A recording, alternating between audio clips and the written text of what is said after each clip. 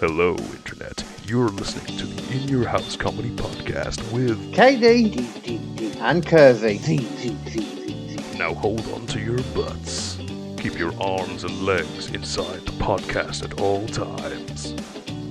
Prepare to have an autographical orgasm in 3, 2, 1. There we go. Okay, hello all you sexy people and welcome to episode 7 of the KD and Kersey podcast. I am your resident stand-up comedian, Mr. KD Hinken, and back this week, joining me again, please never leave, is the musical maestro, the bassist of the hit new band Rattle Chap, and the fellow beautifully big-headed bastard as always, Mr. Aaron Kersey. How you doing, dude? I'm all good, and thank you for that lovely intro, Carl. You're always welcome. I'm back, and now I'm better than ever, as Eric Bischoff once said. He's back. I'm better than ever. Yep. Yeah. Something like that. Can't remember the rest of the words in that song, but I think it's just that over and over. It's over and over again. Yeah, pretty much. Yeah. So who was it? Do you remember who went first? And last time we did it together, I think. Or do you have a preference? You were gone last week. You can. It's up to you, man. I'll let you go first. Okay. Because you're the resident comedian, as you proudly introduce yourself as that. So I'll let you go first. I am the resident stand-up comedian, apart from last week though when I wasn't, because there was another comedian right next to me. Two comedians. Two German. I have to say, really, comedians. Even though I wasn't there, I really enjoyed last week's podcast. It was cool to hear about Mr. Nice. Someone presented that story quite nice. So well done to Alex and Lizzie Borden, man. Thank you for bringing the world to that. I love that story. It's brilliant. That's a good point. Actually, quickly ask you about that. Yeah, did you know much about either of them stories? Yeah, or both. More so on Lizzie Borden because you knew more. I knew more about Lizzie Borden, because same with you. Like I loved the story about it. But did you know there's a TV series of Lizzie Borden? Yeah, it's with Christina Ricci. Originally, it was produced by Lifetime as a TV movie called Lizzie Borden Took an Axe. Can't remember the year of it. And then they did a sort of sequel TV show that lasted for a season, and it kind of expands the story.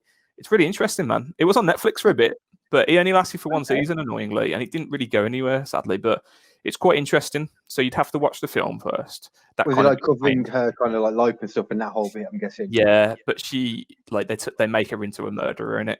I mean, they've got to make it interesting, haven't they? So they go on the assumption that she was the murderer. She was the murderer. So yeah. I can understand that from like a lot of the information. I understand where the confusion comes from, and you don't know how much of it is reliable either, because like what 150 years ago or whatever it was, around that. Over 100 years ago. But the main thing is the key point that you picked up on is the clothing. How could she get that dress off? Exactly. But it's a task back then, apparently. It would have been a task. But I still have an inkling that she may have done it. But I think that's because after watching the show. Yeah. So I've been influenced by it. So it's uneven. Doesn't mean it's wrong though. Like what's the kind of thing you're thinking then as to why? Wasn't it to do with like the she wasn't a fan of the stepmom, was she? So no, she had a big falling out with the stepmom. She's rocked up into this relationship with her dad's money because he's quite wealthy as well, wasn't he? If I remember rightly. The stepmom, from what I gathered, was pretty much their mom, like from a very young age. It wasn't like a new thing. She called her mom the whole time up until like a few years before the murder. Yeah, so bit interesting. I just love how was it the uncle? What's his name again? Oh, John Morse. Yeah, Mr. Murderer, in my opinion. Mr. Lookalike of Lincoln, Abraham Lincoln. Yeah. But yeah, brilliant episode. So thank you for. I didn't know anything about Howard Marks. I was really surprised that I didn't. No, the guy that brought Mao on into England essentially then, and I had no idea who he was. I mean, not a clue. Fair. To the point that I got his name wrong from all the advertising, and someone pointed it out to me when I uploaded it. I saw it as well when you sent me the photo. I was like, something's not quite right. Harold Marks. Who's Harold? Is that his brother? Or that was his alias, Mr. Very Nice or Mr. Happy. I've managed to change it everywhere other than right at the beginning of the video intro. Oh, on YouTube when it's like, yeah, and like Facebook and that. Yeah. It's funny, man. It's funny. But there you go. But It that's was why good, though. that's what this show's about, man. Bringing those stories to people, like This is even very true. ourselves. So there you go. But Yeah, yeah, because there's so many great stories just throughout, like just from people, like Yeah. from true stories, like true crime, like opinions, just everything. definitely. Like, and this week is no different. This week is Cool. no different at all That's from what I what like to I've hear. got you, my man. Little segue there. Little Yeah, segue. look at Well me. done. Love a I'm good learning. segue. I'm like a real fucking YouTube host. I need to start slapping my head and shouting why next. Why? Okay then. So my story takes place. I'll give you a little build-up of the situation, set the scene for you. Come on. So in the Alsace region of Europe, in the 1500s, was the city of Strasbourg, a city that was pushed to the edge. I need to get this in the right place because I can only see half of both. Okay. Now I can see your face. Okay, that's cool. Whoa! What the f- just happened? I don't know. Oh. I'm still here. Oh, sorry, I pooped myself then. I thought I deleted everything somehow. I didn't. I opened a new document on top of the old one. That was Okay. all. Careful Woo! now. Careful. Start again. I'm going to start again. I'm going to take it back to the beginning. Okay. So the build-up. In the Alsace region of Europe, in the 1500s, was a city of Strasbourg, a city pushed to the edge. The bubonic plague was nearing the end of the bubonic plague. Don't laugh at me. I can hear my mum laughing at me from out there. It's because you're funny, man. No. Mama Hinken laughing at you. Mama Hinken. She's going to be. Actually, I'll tell you after. Remind me. Cool. No problem. So the bubonic plague was nearing the end of its run, but then followed 2 decades of famine that ravaged the city. Every crop, every year, dead. Okay, so they'd also had to deal with widespread syphilis outbreaks. God, I included words I can't say. Widespread syphilis outbreaks, giant hail, and all the usual issues that come from living in the 1500s. So all of that, with year after year of famine, just was turning the city in. It was just a desperate city at this point. Not only were the acts of God a problem for the people, but the acts of the followers of God too. The clergymen in the city would cause endless issues from their actions, from harassing women to hoarding all their riches, including food and wine, for themselves from the starving people. Mm-hmm. Someone became aware of this, and a monk. I feel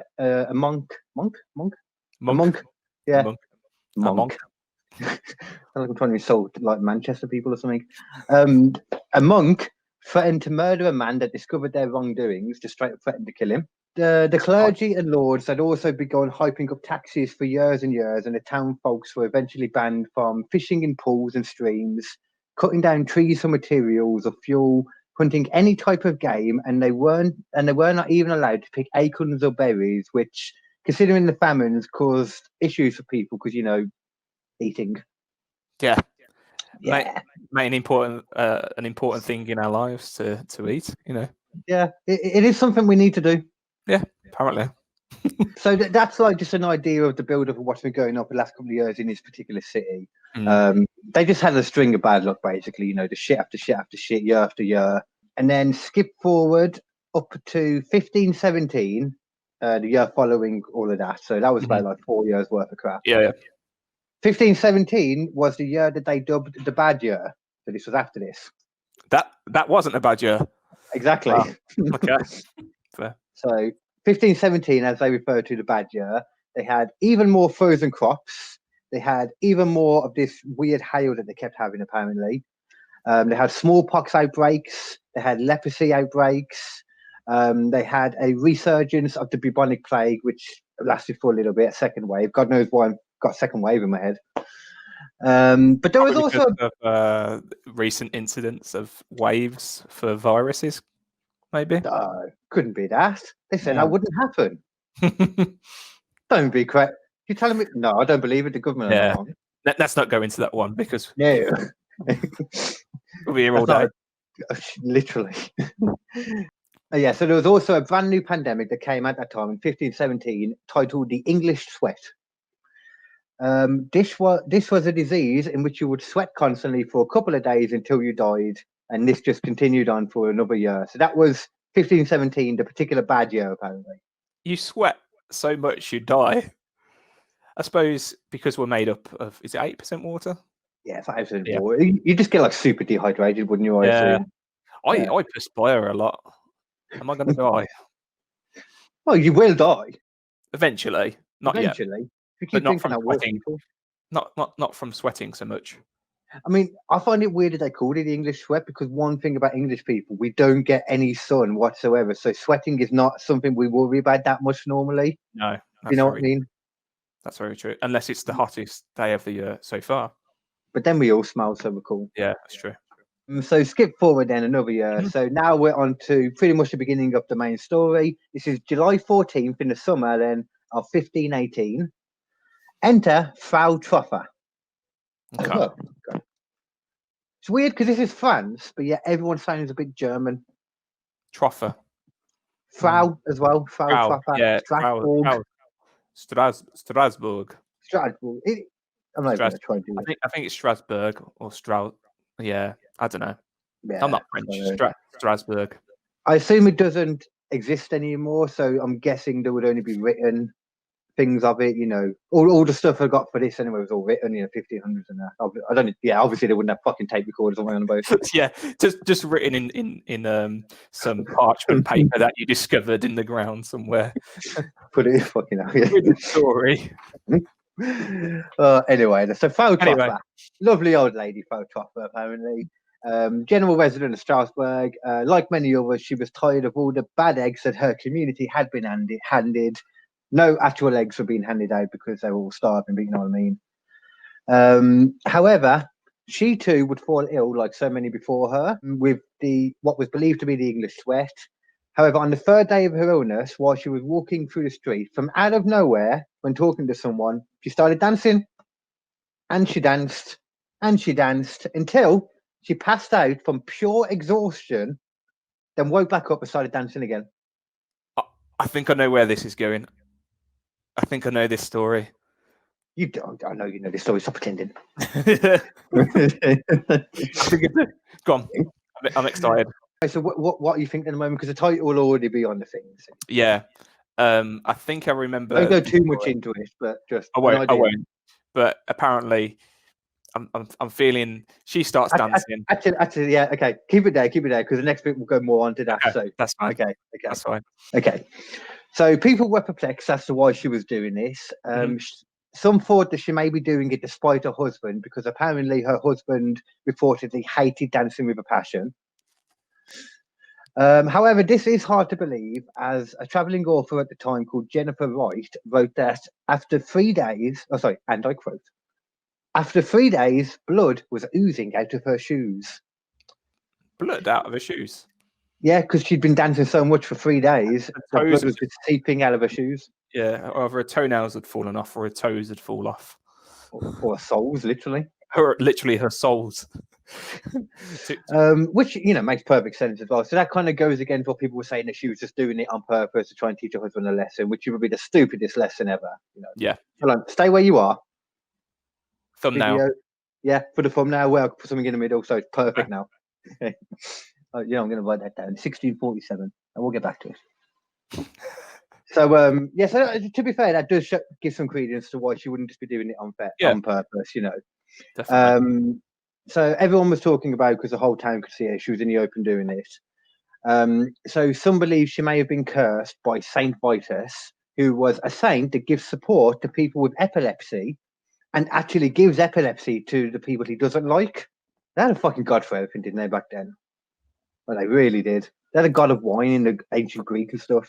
Pretty much. You do see that a lot, though. Yeah, it's not surprising though. Basically, they decided on July 20th she was taken to the nearby shrine for Saint Vitus, about 30 miles away, in an effort to rid her of this ailment by completing some form of penance. Strangely enough, though, there's not actually any information in regards to the fate of Frau Troffer. So that's actually where the story ends for her. There's no records of what happened. But one thing that is known is that by July 21st, which was the day after she was taken up to the shrine, at least 34 people in the city of Strasbourg had also now started to dance. It was contagious. Yeah, apparently. So is that what you were thinking?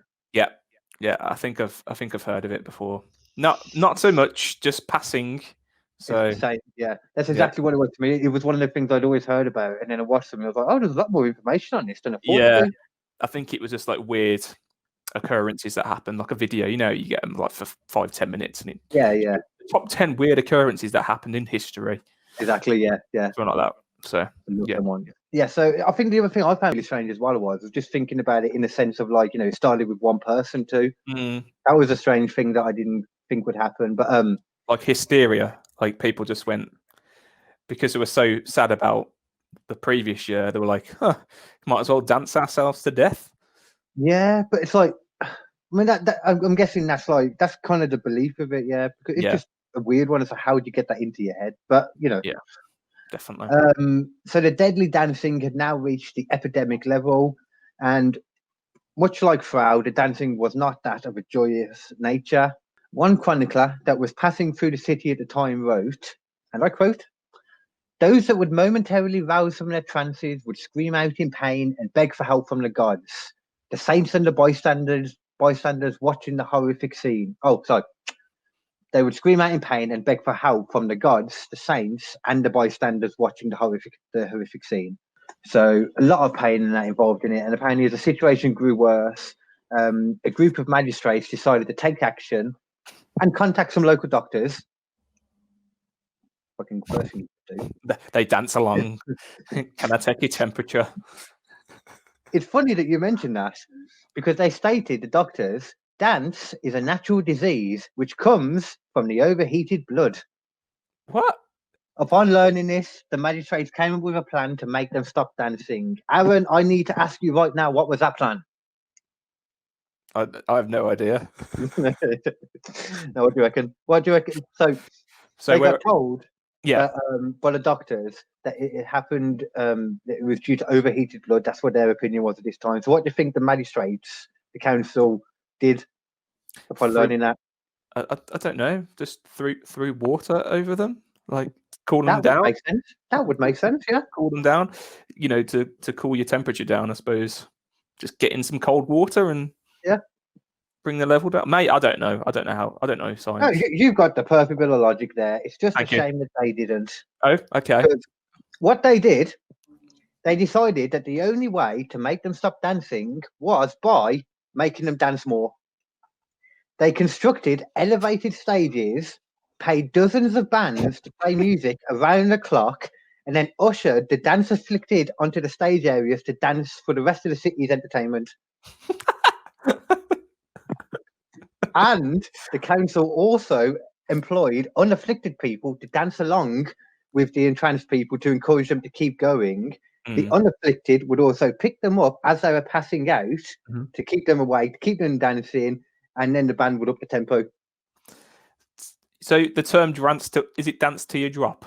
Maybe that's where that term came from. Probably. You know what I could have done? It very, very well could have done. There you go. I can't believe that. That's ridiculous. Right, you can't stop dancing. Guess what you'll do? Carry on dancing more. That's fucking ridiculous, isn't it? Yep. Oh, how times have changed. I saw a rich stuff. Where was it?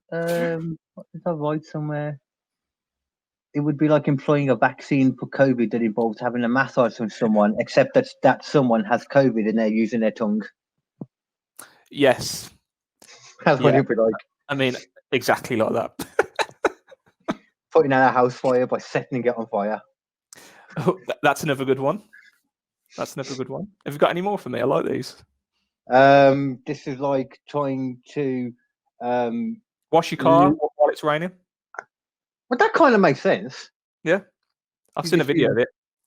I mean, that makes too much sense. So it's like trying to dry your car in the rain. There you go. Yeah, that's a good one. I like that. So after a month of this, shockingly, it worked. No, I'm joking. Not really. Okay. Loads of people died. It's a pandemic of sorts, was it?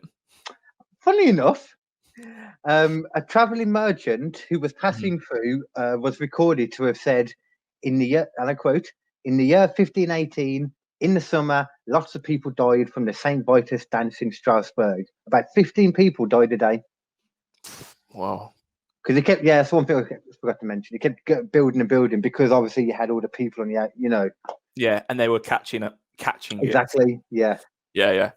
Catching the disease of dancing. The disease of dancing. That's a cool song name, I think. Disease of dancing or band name.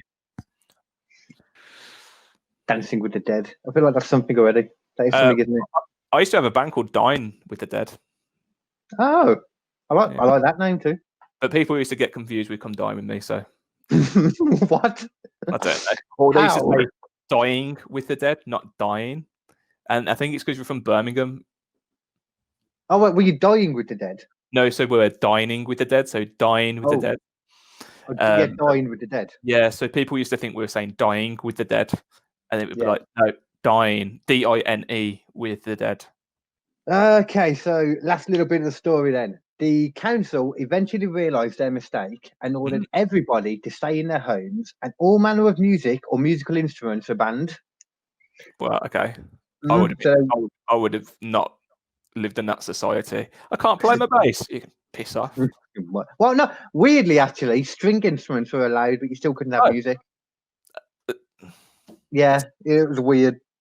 It's a weird ban. It's like banning for people from meeting in groups of 6, but you can still go to the pub with 50. I'll stop.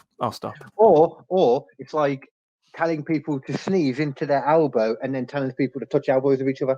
Yeah, man. Like New handshake. New handshake. Touch my weenus. Yeah. We'll stop now. Oh God, man. Yeah. They'll come for us otherwise. I'm not even going to get into talking about schools. That's what I went to do there. I'm like, no, stop myself. I'll sit here for like 10 minutes just bitching about it. Stop it. Put your kids in a school with. No, we'll stop. Yeah. Oh, anyway. Oh, yeah, I got annoyed then. The council event. They also decided that this must have been a curse from God, because why not at this point? It always is back then, isn't it? You know, all the plagues. They went full circle. Always God's bloody fault back then. And you can get it, because if you don't understand, I understand why people back then would have believed in God and stuff, because you don't understand what's going on. People now are stupid that believe in God, but that's another thing. Come on, Carl. We may have people who have a religion and a faith on this podcast, which I know there is. Okay, cool. You're all dumb. Stop it. I love you all, really. It doesn't mean you're not a nice person. It means you're a bit dumb. I'm dumb too, don't worry. We're all dumb in some way. You are dumb. Hey. You are so dumb. You're so dumb.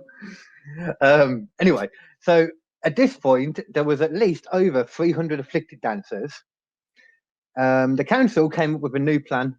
So first, they would build a £110 wax likeness of St. Victus as an offering to him. Second, they would line up a load of wagons to take all the afflicted dancers to the St. Vitus shrine 30 miles away. Okay. And third, they would give them comfortable red shoes that were essentially known as the original kicks. Like gave them the first ever pair of kicks. Nikes. Yeah, that's what they're likened to. But fair. Yeah, trainers is all I'm saying for it. Yeah, anyway. Trainers. Say trainers. We're from the UK. Yeah, they gave them trainers, red coloured. I assume to hide the blood. I don't know, because they specifically pointed out that they were red coloured, and I can't see any other reason why they need to be. That's a good shout. Once they were at the shrine of St. Victus, they led the dancers in a circle around the altar and then offered up a single penny to St. Vitus as a donation, and that worked. What? So they donated each time they offered. They gave one penny, danced around the circle, and then went home, and that worked. Although I work in charity and fundraising, areas of work. That'd be like a fundraising event for us. So yeah, I might go into work on Tuesday because this is Monday. Yeah, so tomorrow, you mean? You wouldn't call tomorrow Tuesday, that'd be strange. Tomorrow, I'm going to go into work and say, did you know this is where the first fundraising event happened? I suppose, yeah. You never know. But from the sounds of it, I think they gave it to him. Yeah, got you. But I don't know. Either way, though, Yeah. It could have just been saying Vitus himself. Fight. But this is the thing, though. Not a lot of people actually believe that that's what killed them doing that thing. Obviously, the idea of penance in their head was helpful, but a lot of people actually state that they were actually saved by the power of their community. Because you got to think the city was desperate in the years before the dancing plague. Yeah. But when it started, the community rallied together to treat all the afflicted with kindness and love, rather than just they didn't try and run them out of town for being crazy people or call them witches. Any of that kind of stuff, they were figuring out ways to try and help them. Stupid ways, very stupid ways, that caused a lot of people to die. But they were their heart was in the right place. Yeah, that's fair. Yeah. Fair, A lot of people, they tried. Yeah. They tried.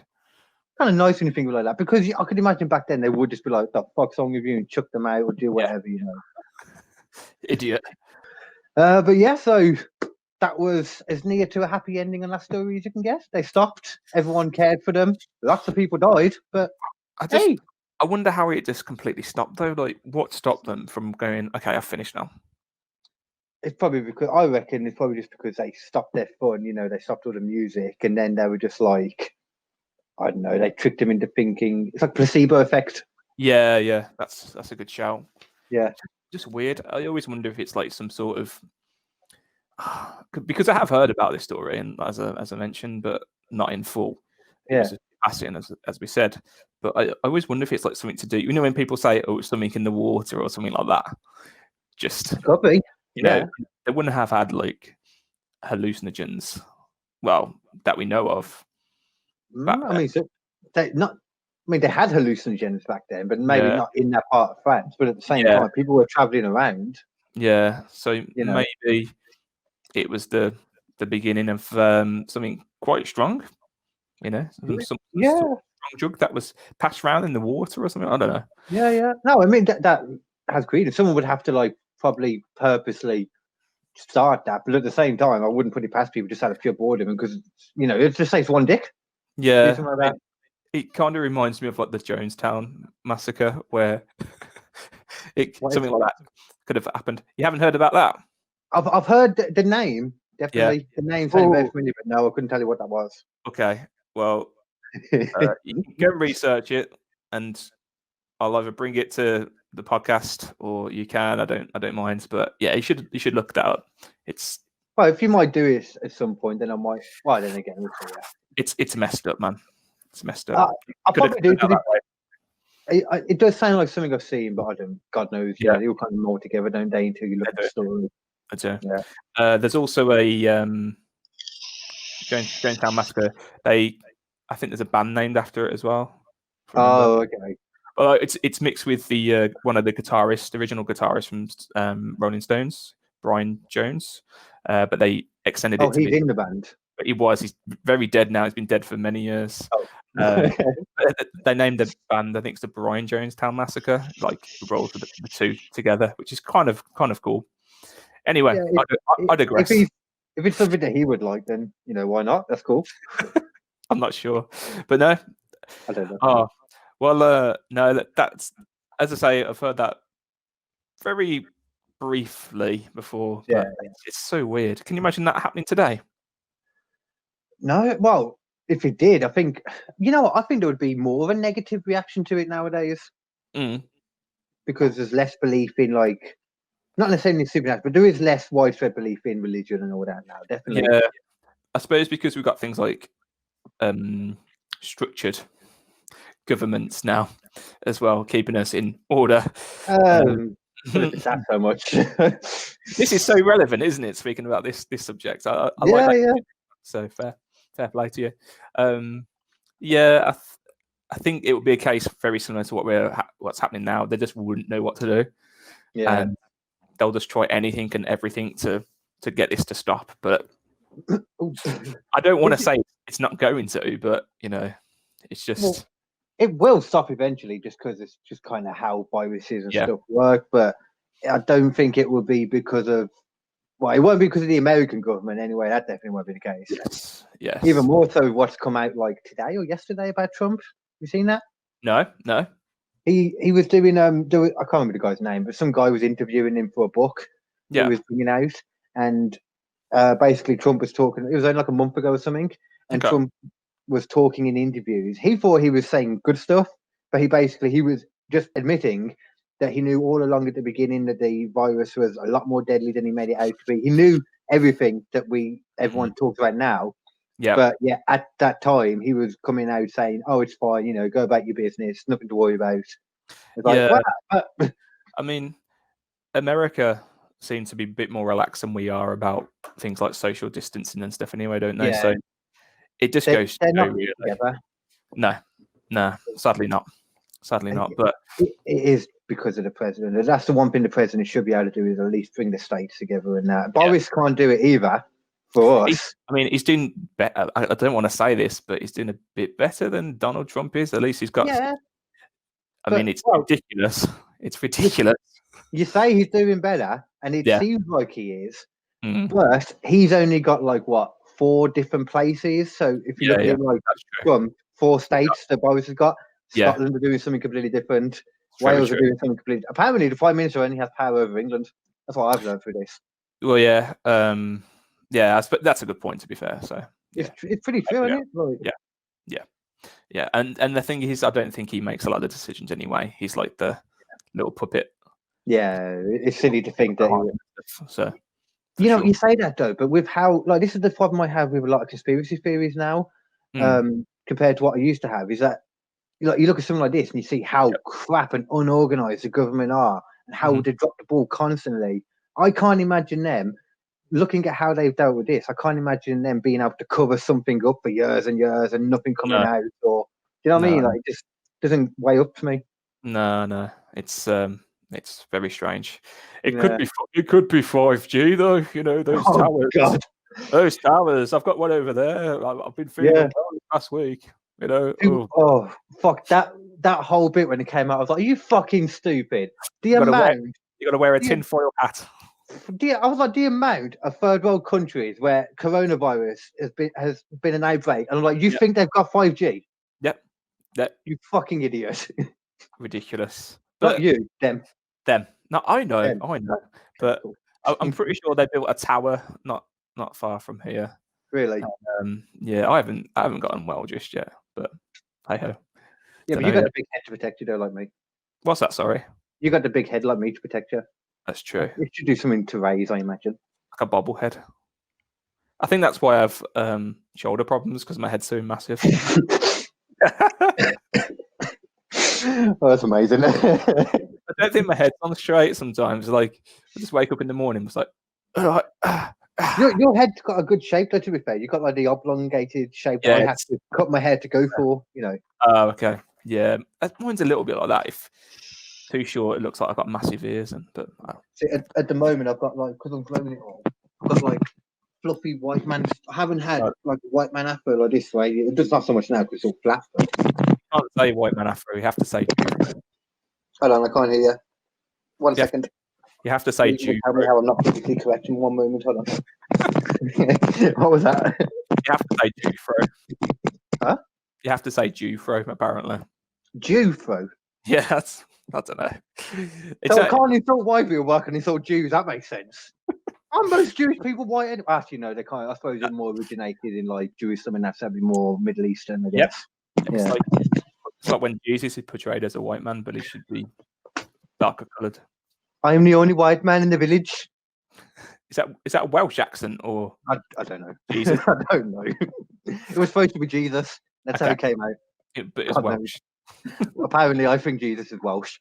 Do you want to do? Oh, here we go.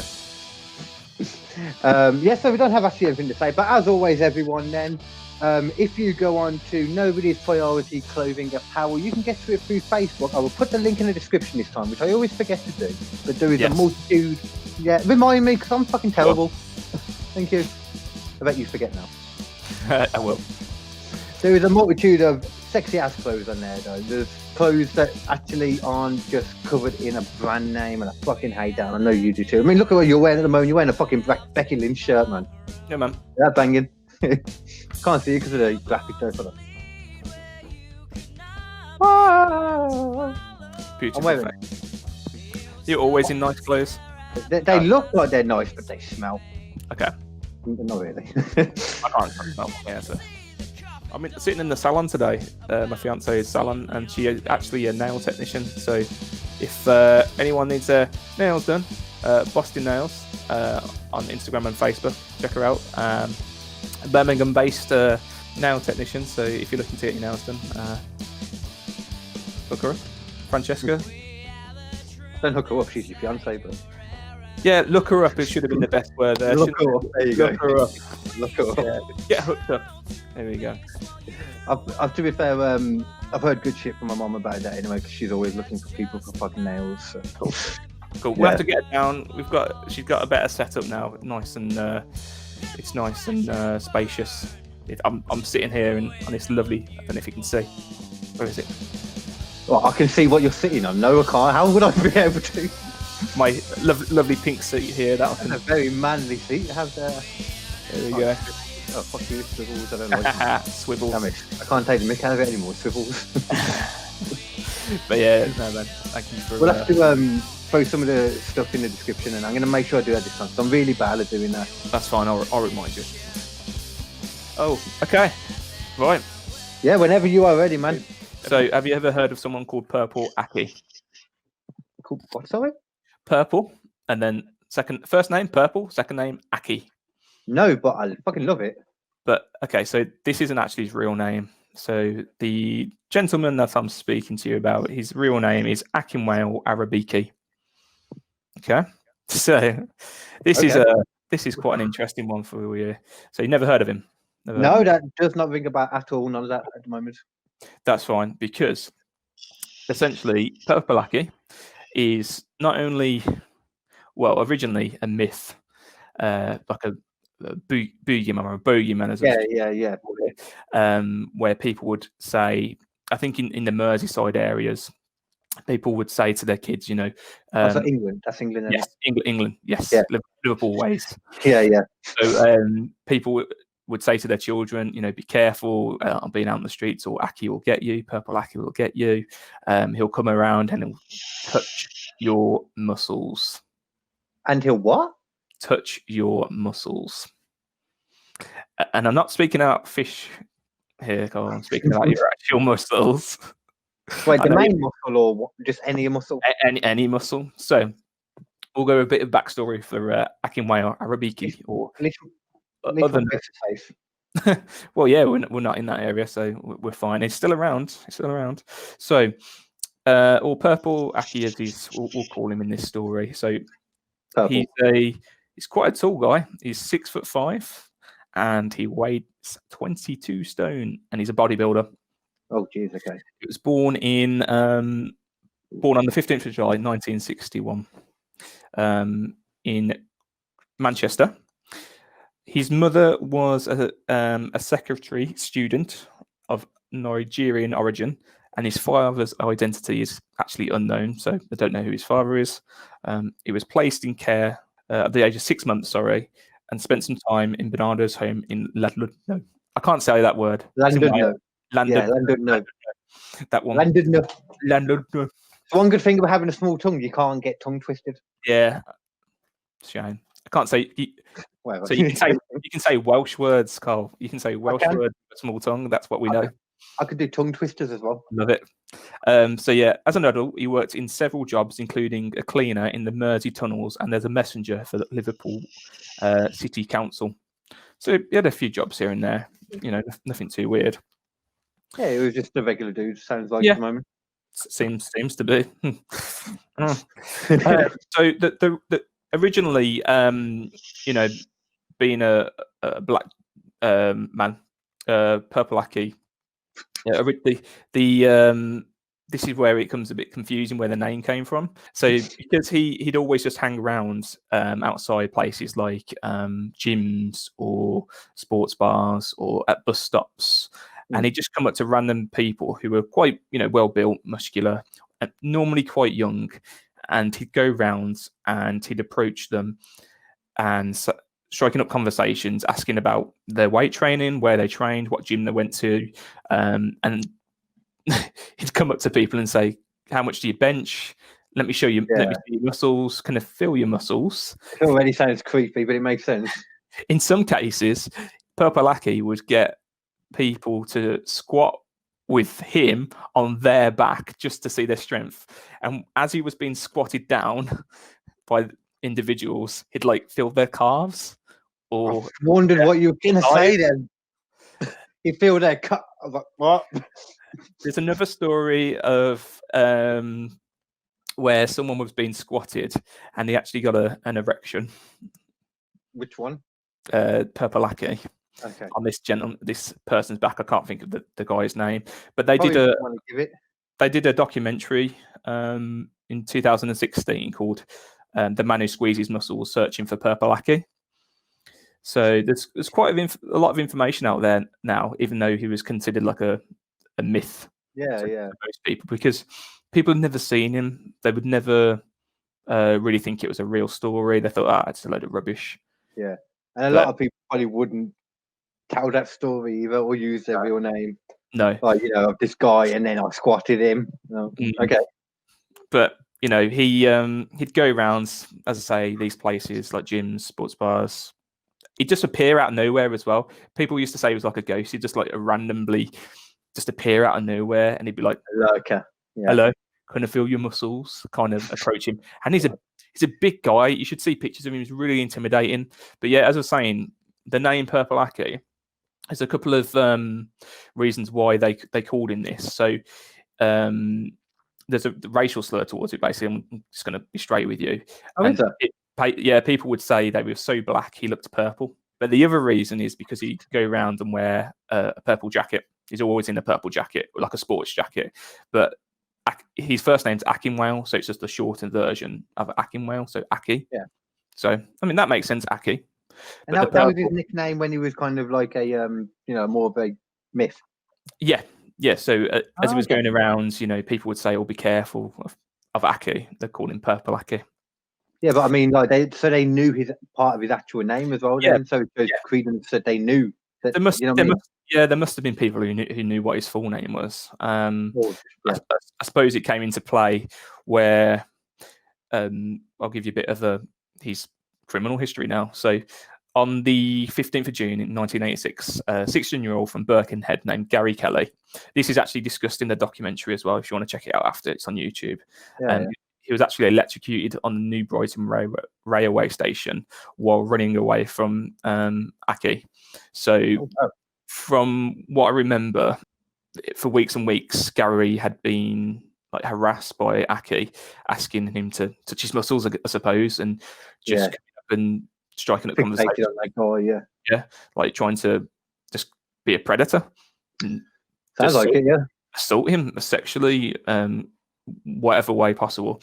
But yeah, it was getting to the point where Gary was becoming quite frightened. I mean, he's a big guy. He's intimidating. He's 6'5". I mean, same height as The Rock, 6'5". Yeah.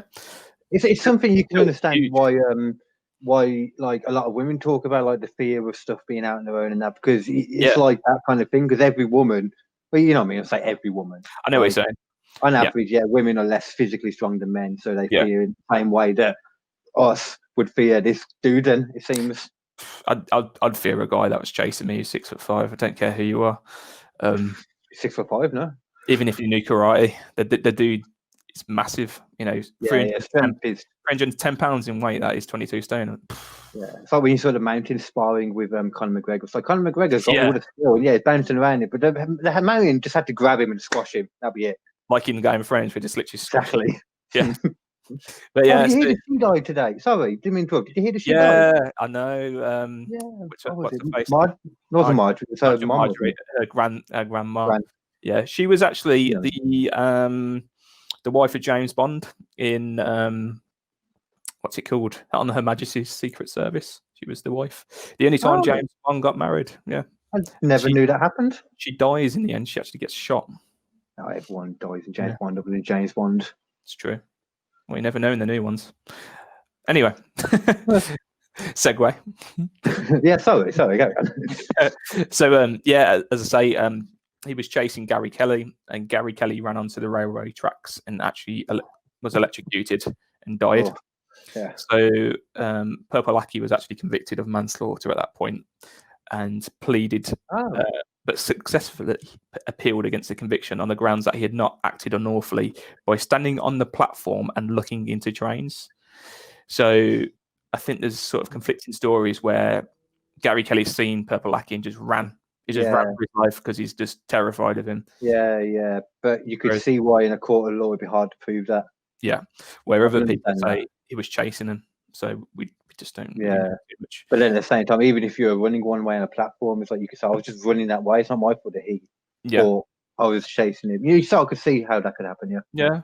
I mean, so at that point, Arabiki, he keeps putting here, Arabiki was reportedly awarded £35,000 compensation due to the alleged racial overtones in the prosecution of the case. Oh. So I'm guessing they used his race as a... What year was this? What kind of year? This would have been 1986. That makes more sense. Okay. Yeah. It probably makes more sense why I didn't understand the racial slur in that case. And maybe it's like an old or something. Yeah. Yeah, definitely. So, fair enough. I mean, this is 1986. I'm probably end up jumping a bit forward here, but so throughout the 80s and 90s, people would talk about him all the time. In that documentary, he just discussed a few people's occurrence with him, where I think a 13-year-old was just touched up by him, asking to feel his muscles. You'll see video clips actually where people have got him on camera going, you're right, mate. You go to the gym. How big your muscles? How big your muscles? Oh God. Yeah. He just sounds like one of those weird guys that would just pop up at a club, doesn't he? Though. Yeah. I don't know if you remember, Carl. Do you remember the basketball player that used to walk through town? He's always had a basketball with him, or he had a guitar with him. He's always playing around New Street. I don't know. Just so many fucking crazy people like that. It was a bit strange, but it was like it'd never been reported to do anything weird. It kind of reminds me of something like that. Like, he's a big guy. He doesn't even look that intimidating. He's got quite a baby face. Yeah, he looks like baby facing. I don't use that anymore. Sorry, my bad. Actually, I say I don't use it anymore. Still on my picture that I've had the whole time while I'm doing it, but still. True. It just looks a bit harmless, but I suppose if you're walking across to him. To be fair, that was the one thing I thought. The one thing I said to you when you showed me the picture, I said, he looks like a teddy bear. He does. You actually did say that with him. But I suppose when you've got like the guy twice your height coming towards you, you've heard stories about this guy. It's a bit weird, isn't it? Oh, as soon as you started talking, I'm like, oh, this guy's weird, man. Yeah. So he'd always be in that purple jacket, though. He'd always be normally carrying a bag with him. I don't think there's ever anything that's been sort of brought to anyone's attention what's actually in that bag. I think it's normally like shopping or, I don't know, protein shakes or something. I don't know. Yeah, probably. But yeah, we're going to jump forward a bit because there's not much more to say since then. The manslaughter case got overturned, so nothing happened. Did get overturned. Okay. Yeah, got overturned on appeal. So he appeared in court. This is jumping forward, sorry. So he appeared in court on the 22nd of November, pleading not guilty to 50 counts of indecent assault and harassment against 14 teenage boys between February 1995 and September 2000. So 95. So you're talking 9 years after the Gary Kelly incident, and he's been essentially convicted. Well, he's gone to court against these cases about touching younger boys and their muscles. So, weird how that's a change of MO completely, isn't it? Because you went from getting like older people, muscly people touching his muscles to him then. You know what I mean? It's a weird change there. So he'd mainly get, as I say, he'd mainly get people to squat with him on their back. Yeah. And he'd always like touch like calves. Oh, true. Yeah, you did say that actually, way around. But eventually he was. So with that court case, he was convicted of threatening behaviour and jailed for 30 months. 30 months? 30 months. That's what it says. Yeah. So all those cases were forward and it went down for it. So what was he actually done for then? What was the actual thing he was done for? Indecent assault and harassment. But it's teenage boys, so I'm not too sure the ages. So I guess. Yeah. Yeah. But I mean, it wasn't actually done for like paedophilia or anything. then, in No, that case. he's never. I don't think he's ever assaulted. Well, that we know of. Yeah. He's never sexually assaulted anyone, so we just don't know about just that. We know. yeah. Released in 2003, I suppose the court case extended a lot more into later years. Released in 2003, Arabiki resumed his activities and quickly arrested again and charged. During the course of the trial, 123 people were interviewed by the police, including one family who were forced into witness protection program as a result of threats from Purple Aki. So he threatened them because they dared to speak against him that he'd been sexually assaulted. Why would they do that? Exactly. Jesus. So that's led to Purple Aki being additionally charged with witness intimidation. On 15th of December 2003, he was jailed for 6 years by the Preston Crown Court, pleading guilty to 15 counts of harassment and witness intimidation. So still not major counts, but at this point it's just mounting up and people are seeing what he's like. Yeah. Absolutely. And this is the second time he's been jailed. So a further 61 counts, mostly of indecent assault, were left on file. So there were more cases that didn't go anywhere, basically. It's strange how they do that. No. It's really weird. There was something about that when I was looking at the Zodiac stuff. There's a lot of that kind of stuff in there, and it's like that doesn't make much sense. Why would they just leave it? Why? Just bring it. I suppose because they've already got him. They've convicted him. There's only but they could just do more time in prison. Exactly. Yeah, it's not like he's there for life. Exactly. I understand it when someone's killed, like, I don't know, 17 people, they only bother doing it for free because it's like, well, that's covered anyway. And 6 years isn't a long time, is it? He'll probably be out, in a few years with good behaviour. Exactly. Especially with UK prisons. So. And it'd be really good behaviour because there'd be a lot of men in there to touch his muscles, so he'd be happy. Touching the guards up and stuff like that. Let me touch your truncheon. Oh, went up nose. That water did. Went up nose. when being sentenced, Judge Slinger. I love this name, Judge Slinger. Judge Slinger. Cool. I thought it was like Judge Winder. Yeah, great. The original Judge Winder. Judge Slinger said, "You're at your danger to young men, and your behaviour is both strange and obsessive." I mean, that hits the nail on the head, doesn't it? Really, 100% obsessive and strange. Strange is this. Yeah, this is especially more strange. Like, I could imagine it in his head that he doesn't see anything wrong with this. He probably thinks it's fine. He just probably thinks he's being friendly. Yeah, but then, don't forget, he did threaten people because they dare go speak against him in court. So yeah, it depends what he was saying and stuff. Yeah, very true. Yeah. Where is it? After the case, Detective Superintendent Mike Dale said, "Over the years, Akinwaya Arabiki has been persistent in his pursuit and harassment of a number of young men, instilling fear into them. We are pleased with the sentencing. Most importantly, it's to the credit of the witnesses who, despite their fears and apprehensions, have remained determined to see justice done and this man prosecuted to stop him from making other people's lives a misery." I mean, poor Gary Kelly in the 80s, it was so scared of this guy. Oh yeah. Ended up dying. So I mean, I suppose they don't want another case like that. So, and even though the appeal got, even though it got overturned on appeal, he was definitely guilty of that. Well, now, it seems very obvious in the time after. Yeah. Look at the further accounts of it. So I can understand still why at the time they couldn't prove that though completely. You haven't heard the end of it though. I think I've got. Where are we? No, I'm only joking. It's I can see it for hours. Don't worry about me. I was like, oh, cool, go well. So let me just get this page. 2 seconds, mate. Yeah, you were trying to be clever with your pages, weren't you? You fucked it now. Leave me alone. Where are we? So he actually got released on license from prison on in 2006. So I told you. He got out early. So Unusually, Merseyside police applied to the Liverpool Magistrates Court for an interim sexual offences prevention order against him. Although he's never actually convicted of sex offence, it was more, what was it? Like harassment. He's never Sounds like convicted. a mental thing, doesn't it? So Yeah, it's like just- the idea just of people in case. that they think could be, Yeah. what's the phrase? Could be like, you know what I mean? Could be like, This is it. capable. Yeah, because he actually approached the younger people as well.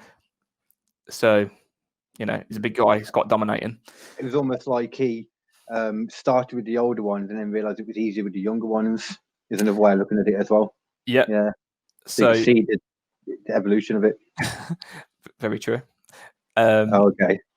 The best thing about this case is, under the terms of this order, he was actually banned from touching or feeling or measuring muscles, asking people to do squat exercises in public, entering the towns of St Helens in Warrington without police permission, and loitering near schools, gyms, and sports clubs. Wait, did they actually include the fact that he's not allowed to touch people's muscles? Yep, And not allowed to squat. That is why. It's amazing. The documentary is called "The Man Who Squeezes Muscles: Searching for Purple Aki." Because The man who squeezes muscles. yeah, and he actually got banned from doing it. That's amazing. So someone went out of the way to specifically say you're not allowed to squeeze muscles or get people to squat. That's amazing. I mean, I don't think I've ever been banned from many things, but squeezing muscles is not on my list to get banned from.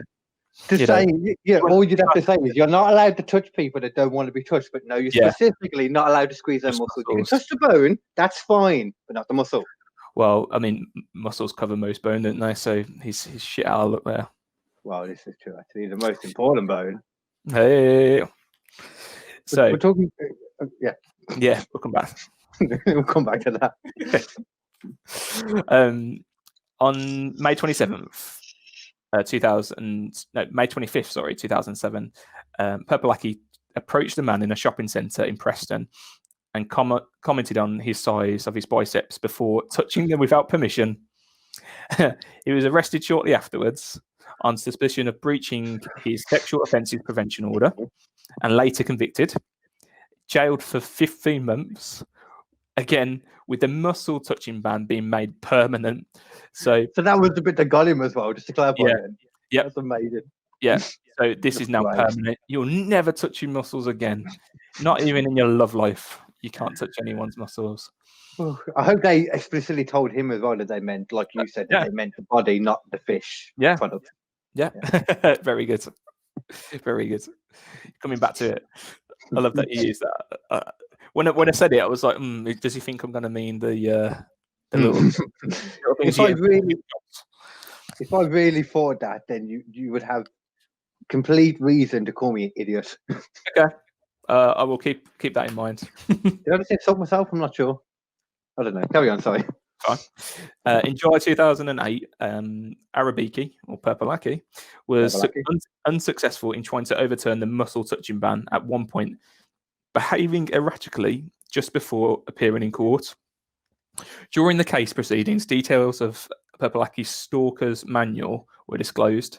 So it's a book that he had that was full of details about his victims' body measurements, contact numbers, and families. And in the towns of Liverpool, he's well known as being like this weirdo, but he make friends with the people's families that he'd want to touch, if that makes sense. So he'd want to see someone he wants to touch their muscles because they look big, and then he'd try and get in with the family. Yeah, so he was kind of known in the community, but probably known more so as some. It sounds like it's one of the things like some people would describe him as absolutely, couldn't hurt anyone. And other people would be like, no, he's weird as fuck, stay away. Yeah, definitely. It was alleged that he would do research into his victim, confronting them with such details as their father's car's registration number or siblings' place of education. So he'd go into it so much. He'd be like, all right, Johnny, your dad's registration is this, isn't it? Yeah. And most of this would have been before like social network and Facebook, Yeah. wouldn't it? So yeah. We're right, 2008. So yeah. There's stuff in the past before, Yeah. definitely. So he would have kept a book in maybe the 90s of like these kind of things. Yeah, so yeah. you go up to a kid and be like, your brother Thomas, he goes to this school, doesn't he? Got you. That's so weird. Can I touch your muscles? Weird. Oh god, that is really weird. It's that thing I can't get over. The can I touch your muscle? It's just weird. It gets worse. It gets worse. Okay. In addition to that, DC Andrew Rowlings claimed that Arabiki became sexually aroused while forcing terrified young men to perform inverted piggybacks. So when I was talking to you about earlier about the squats. Yeah. So ordering them to squat so he could lean over their backs with his face by their buttocks and his genitalia. This is what they're saying. Genitalia on their necks while squeezing their quad muscles. So he'd get over, lean right over. Yeah. His penis will be on their. He must be a bit of a flexible man too. In that case, that doesn't sound too easy. Don't forget, he'd approach. I guess smaller. I suppose teenagers at that point, so they'd be a lot smaller than him. Okay. Yeah. I'm just working it out. Yeah. Okay. And he's tall. And I suppose if he's picking them up as well, because that's the strength thing. I'm not going to do a demonstration for you, just so you know. So. Oh, that was me second guess. So during that court case, Arabiki made an apology to his victims and admitted that he was infamous, notorious, everything from a boogeyman to whatever. So he was like, "Yeah, that's me. That's me." Okay. So yeah, more to go on. More to go. I was just thinking, and I was like, okay, that's the stuff he's admitting to. I feel like there's more that he's not admitted to in that case. Then more to go. Mm. In late 2008, he approached a 17-year-old in Birkenhead, again in Birkenhead, and asked to feel his muscles. Come up with a new chat line by now, man. Jesus. I know. Can I feel your muscles? Can I feel your? No, you cannot. So can I feel your bones? At least then you won't get arrested for it. Oh, so, God. In doing this, he was again in breach of his SOPO, we'll call it. He was arrested again and sentenced to 18 months in prison again. Why would you do this? And why are they not just like upping the sentences at this point? I don't know. Yeah, I'm guessing it must be one of those weird maximums. It's like by this point, it's not preventive. He's doing it. He's still going to come out doing it. Exactly. In April 2010, he appeared in court at Mold, North Wales, charged with further offences. On June 24th, 2010, after a jury found him guilty of touching the calf and quadriceps of muscles of a 16-year-old boy. Can you say Nandudno? Is that it? Nandudno. North Wales. The judge said that Arabiki was a sexual predator and jailed him for 2.5 years. Oh, okay. So, 2 years. Yeah. The offence was a breach of his SOPO, and Arabiki defended himself in court, insisted he was the victim of false allegations to the police. They receive calls a day saying I'm in locations across the country, even when I'm in prison. Come on. I mean, it could... I mean, if he's that infamous, and I'm listening to this thinking, if I could understand if anyone who knew him and knew what it was like would be annoyed that he wasn't getting more time. So I could believe people were ringing in to get him in trouble, but that's his own fucking fault. They should. No sympathy. There's no one that looks like Purple Aki. You'll know if it's Purple Aki. You'll see him and be like, Purple Aki. Purple Aki. Say his name 3 times into the mirror and he appears. Oh, I was reading stuff on Reddit and YouTube, and people would say that because like he's like the boogeyman or a bogeyman, as people would say. They'd say like he'd be like Candyman. Yeah, that's what I was thinking. Purple Aki. And he'd be like, in that film, can I feel your muscles? You know, the Candyman film, he got paid like I think it was something stupid like $1,000 for every time one of the bees stung him in the mouth. You know that scene where he's got bees coming out his mouth? Yeah, they were real bees. Yeah. Paid for it. That's brilliant. He got stung quite a few times as well, apparently, so he made some money out of this. Fair play. I feel like it might have been $10,000 for each one, but I feel like that's too much now, though. So. Yeah, that's a lot. But anyway, skipping forward 2 years since 2010, so we're in 2012 in June. oh, okay, recent then. Okay. Merseyside police issued a statement denying rumours that Purple Aki had died, stating that he was actually in prison. The same month, Arabiki was released from prison after serving 2 years of his sentence. So he got out early again. Jesus. That doesn't surprise me though, sadly. So annoying. Yeah. Um, The fact that he was put for such a small amount of time to begin with is the crazy part. Yeah. The following year, in August, he was put on trial at Manchester Crown Court after being accused of targeting young men in St. Peter's Square in Manchester, Trafford, and Bolton. But he was actually cleared of all charges. Yeah. So finally, he didn't get a jail sentence. Wow. I know. Because that's the outcome we wanted. Surprising.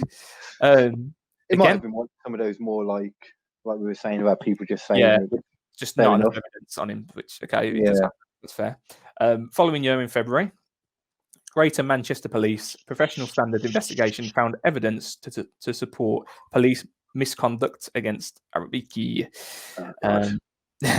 This related to interactions with an off-duty police officer at bodybuilding events in the second half of 2012 and an October 2013 trial during which Arabiki was found not guilty of breaching his SOPO order.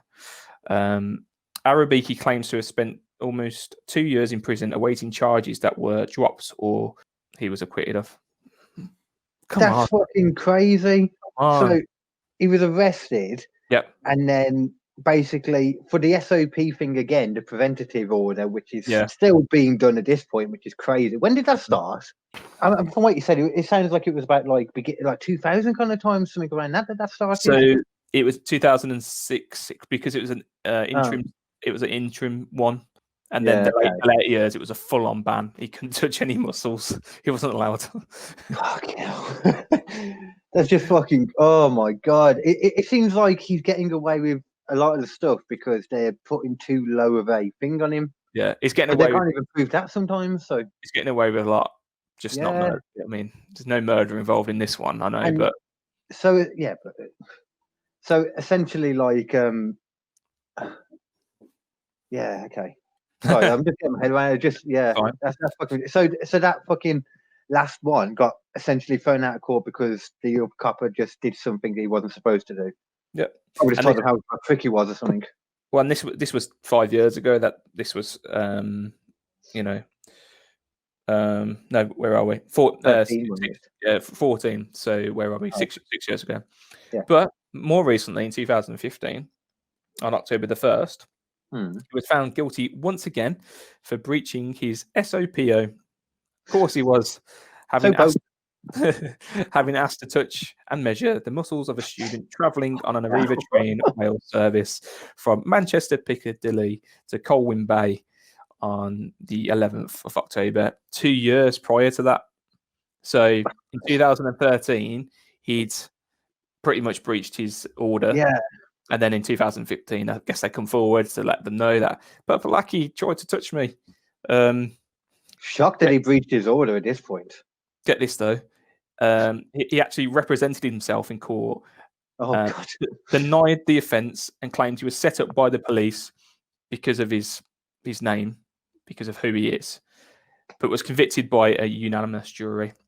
Yeah, I'm a known sex offender. I've proved it many, many times. What they're saying now is bullshit. And they're just saying it because I'm a known sex offender. Is he a sex offender or is he a muscle offender?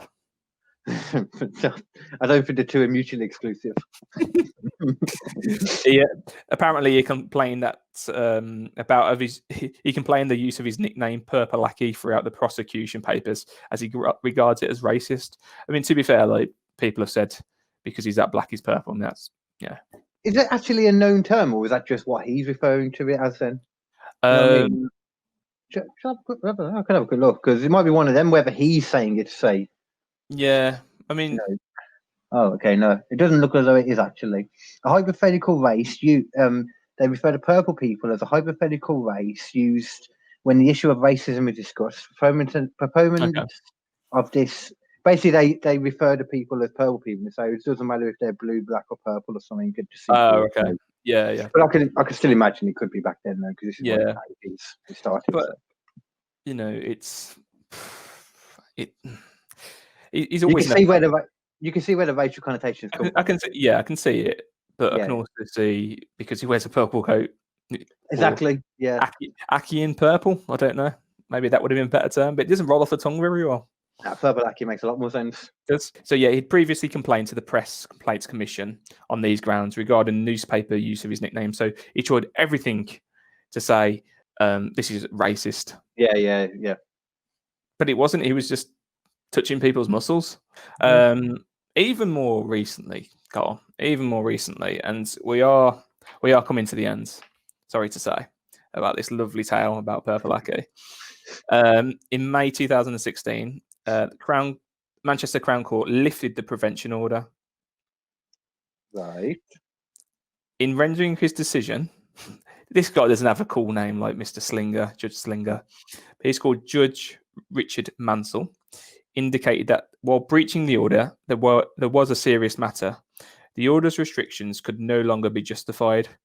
I suppose because it was a bit of a weird order. Weird. Yeah. I just don't know how you would resolve this, really. Just make it so that if he's touching someone where they're not supposed to be touched, and he's obviously getting up on it, then that's sexual harassment to me. Yeah, or just put a mask on him because that prevents everything. Like viruses. Oh, okay. Put gloves on him, more like, and hand gel. Yeah, hand gel. Fucking hazmat suit. Yeah, made of bubble wrap. Where are we? So yeah, then this is because none of the recent complainants had formed the slightest impression that Arabiki had derived sexual gratification from their muscles, and unlike earlier incidents, the victims they didn't. Sorry, no. Oh, okay. None of them. Yeah, the victims hadn't suffered physical or psychological harm. What about poor Gary Kelly? He didn't want to get his muscles touched, and he ended up dead. Well, you don't know. He might have been running for a different reason. You can't ask him. But he could. He legitimately could have been. You don't know. The worst thing about the Gary Kelly story is that he was 16, I think. Yeah, 16 at the time. So he was quite a young lad, which is quite a shame. His girlfriend at the time, she was actually pregnant with his child. Sorry, I just thought my phone was ringing. It was. It's all right. Sorry. Oh, sorry, it's my drug dealer. I'll message him back in a minute. Cut that bit out. So yeah, 2016 was up into the recent. So everyone said then they never actually saw any evidence of him getting sexual gratification from you then? No. That's surprising, especially from the victims too. Yeah, I suppose. I don't know. It's a weird one, isn't it? Like, even more so now in that case. I guess it's just a weird situation, regardless. Going up to someone else and to touch the muscles, it's an invasion of the personal space and their muscles. I'm just surprised that the victims would clarify it as that. That's really surprising. I suppose they'll probably have to do a lot of questioning too. Yeah. But yeah, I mean, they overturned the 1986 conviction. So, I'm waiting for you to say that they put some other kind of order on him, or is that all they did? That's it for now. How? The most recent thing is so in 2016, when that documentary was released, The Man Who Squeezed His Muscles, police began investigating an allegation against the BBC of racial hatred towards Arabiki. And they complained that the 2016 documentary, The Man Who Squeezed His Muscles, Searching for Purple Aki, was racist. In the film, he's referred to as Big Black Man 3 times, and it is said that everyone has seen him or been chased by him and thinks they've spotted him and felt a shiver. As goes that kind of boogeyman. Saying someone's a big black man is not racist. It's not, is it? It's not. No, it's not. It's just it's what they are. It's not racist at all. Big and black. I'm a nerdy word dude. I'm a small white man. Yeah. I don't know any black people that refer to that as racist. I suppose it depends how you say it, but I can't imagine the documentary was saying how it would need to be said.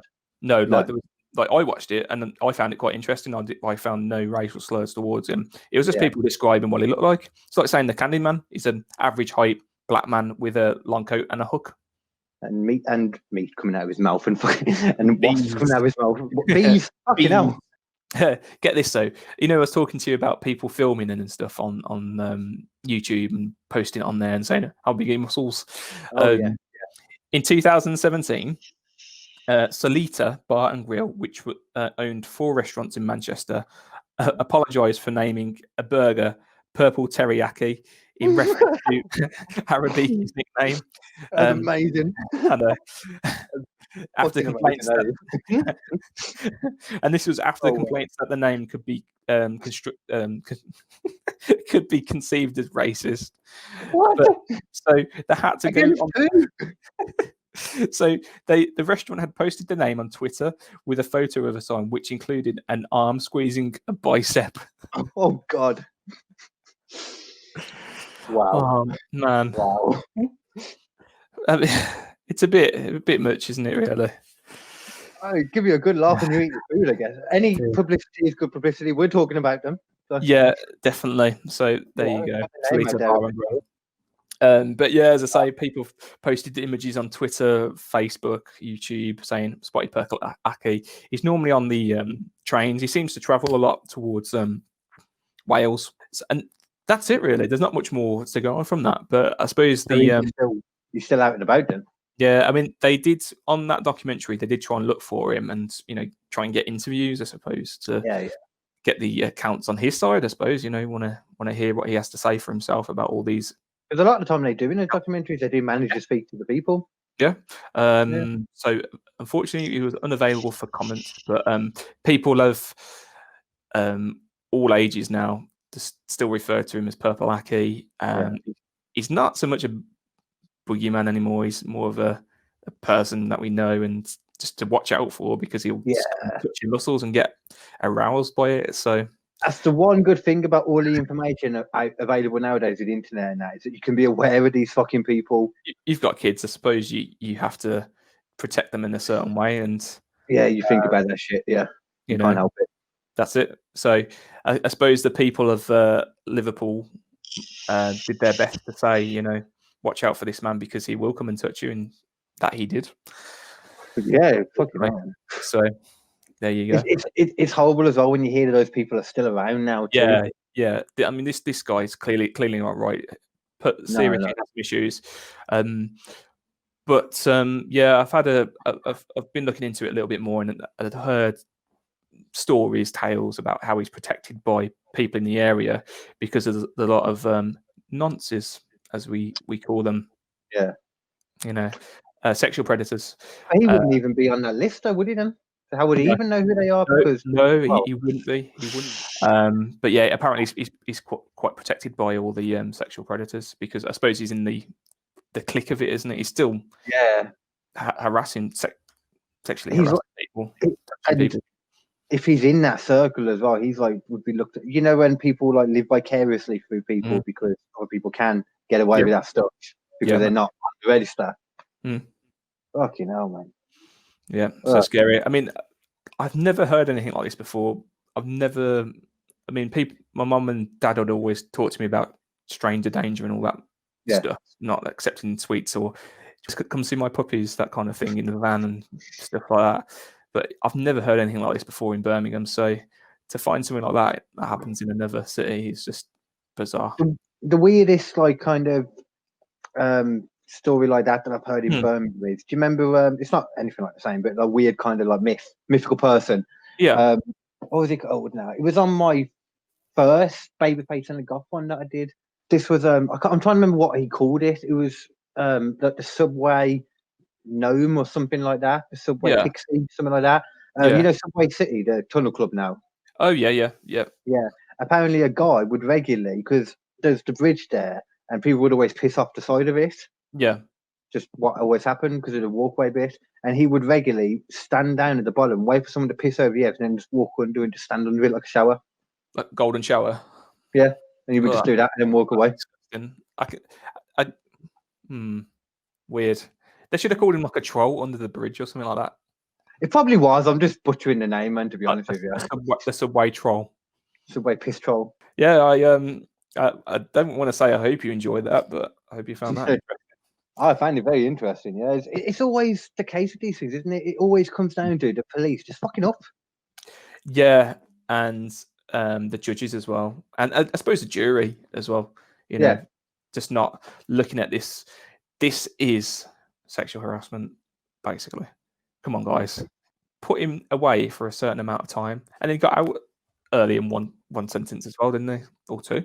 A So couple of them, I think you said. Yeah, well, I mean, that makes sense. Good behaviour and all that, ain't it, though? yeah, so But I mean, you can imagine that happening. It's just how can that guy cannot behave himself? Why is he getting out of jail early?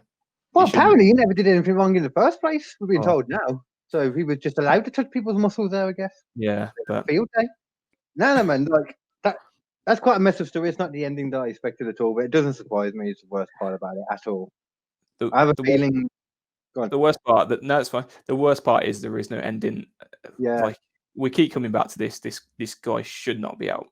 So the worst part is the ending probably hasn't happened yet. Yeah, you know what I mean. Not yet. Quickly mention actually before we finish.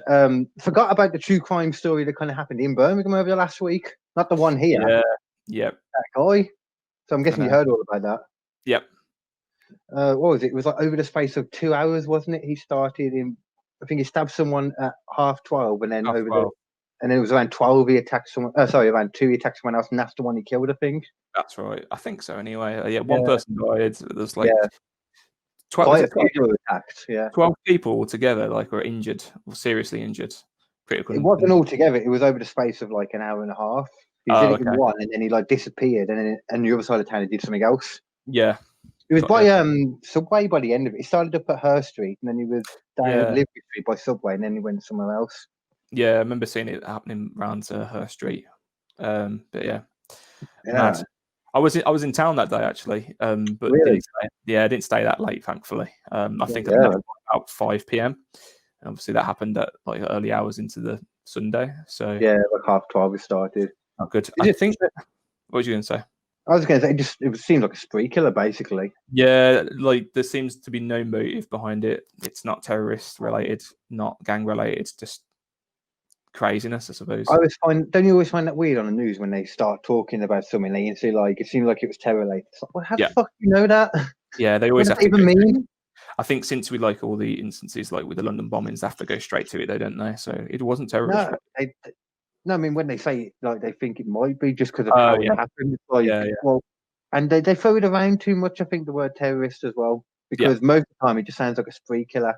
Yeah, that just has some kind of possibly fanatic ideas, but that doesn't mean it's terrorism. No, it's like the London Bridge stabbings were. They did the same thing there as well, didn't they? You know. Yeah. And I think it gives it more power when you call it terrorism too, because then it makes everyone feel like it's an organised thing when it's not. At the very most, they might have heard they were going to do, and they were like, "Okay, go for it."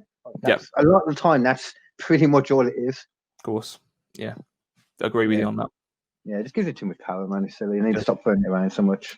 Definitely. But I think we're good then anyway, man. We are. Hello, Internet. You're listening to the In Your House Comedy Podcast with KD and Kersey. Now hold on to your butts. Keep your arms and legs inside the podcast at all times. Prepare to have an autographical orgasm in 3, 2, 1.